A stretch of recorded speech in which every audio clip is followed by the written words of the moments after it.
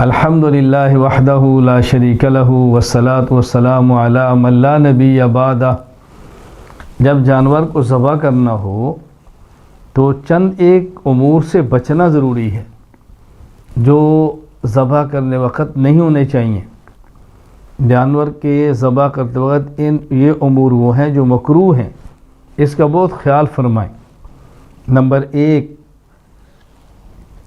جس چھری یا آلے سے جانور کو ذبح کرنا ہے جانور کے سامنے اس کو تیز نہ کریں، ذبح سے پہلے جانور کے سامنے اس کو لہرائیں نہیں۔ نمبر 2، کند چھری سے ذبح نہ کریں کہ جس میں زور لگانا پڑے، ذبح میں جانور کو تکلیف ہو۔ نمبر 3، ایک جانور کو دوسرے جانور کے سامنے ذبح نہ کریں، ایک جانور کو دوسرے جانور کے سامنے ذبح نہ کریں۔ کوشش کریں اگر ایک سے زائد جانور ہیں ایک طرف رکھ لیں، ایک جانور لیں ذبح کریں، پھر دوسرا لیں اس کو ذبح کریں۔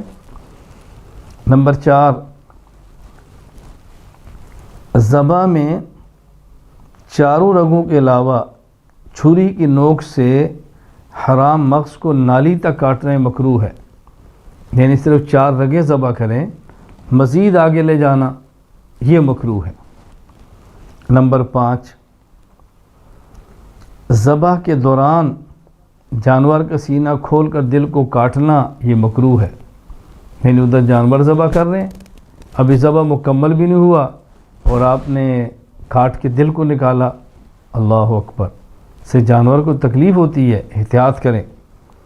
نمبر 6، جانور کو ذبح کرتے وقت جانور کی گردن کو توڑ دینا یہ بھی مکروہ ہے۔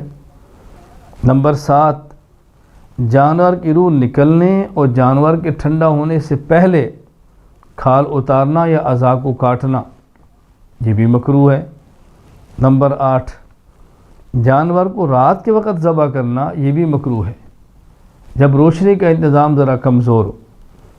ہاں اگر روشنی کا انتظام بہت اچھا ہو جیسے دن کی طرح لائٹنگ ہو تو پھر مکروہ نہیں ہے۔ نمبر 9، اونٹ کے علاوہ کسی دوسرے جانور کو کھڑی حالت میں ذبح کرنا مکروہ ہے۔ اونٹ کا مسئلہ تو الگ ہے، اونٹ کے علاوہ باقی جانوروں کو کھڑا کر کے ذبح کرنا یہ مکروہ ہے، لٹا کر ذبح کریں۔ نمبر 10، اونٹ کے زمین پر گرنے کے بعد اس کی گردن کو 3 جگہ سے کاٹنا اس لیے کہ یہ بلا وجہ تکلیف دینا ہے۔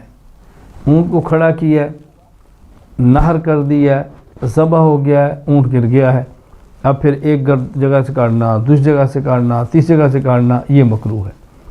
تو قربانی کرتے وقت ان چیزوں کا خیال کریں کہ یہ کام نہیں کرنے۔ وآخر دعوانا الحمدللہ رب العالمین۔